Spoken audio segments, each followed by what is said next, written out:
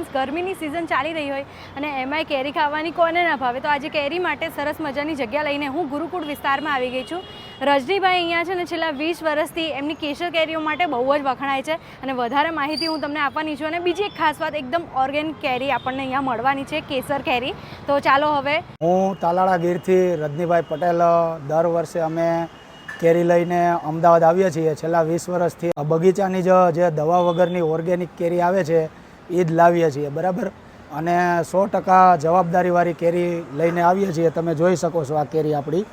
અને આંબામાં પણ ડીએપી કે પોટાશ કે એવું વાપરતા નથી અને બિલકુલ દવા વગરની કેરી લાવીએ છીએ. ઉપરથી ગ્રીન જેવી લાગે પણ છતાંય પાકેલી અને એકદમ મીઠી કેરી હોય છે, જો તમે ટેસ્ટ જોવો એનો.